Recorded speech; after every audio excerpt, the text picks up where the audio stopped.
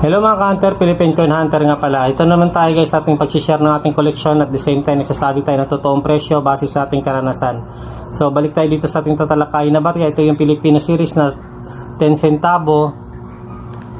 Pag sinabing Filipino series guys, mayroon siyang taon na 1964 to 1967 hanggang 1974. So ito po si Francisco Baltasar ang nakalagay dyan, kasi ito yung likod niya. May taon siyang 1972. So dati nakalimutan ko, sorry guys, nakalimutan ko yung pinaka presyo nito, pero ang presyo nito guys hindi po ito naglalayo sa 30 pesos isa to 50 pesos ang isa. Maraming salamat sa panonood. Philippine Coin Hunter nga pala. Happy hunting everyone. Paalam, God bless, bye bye.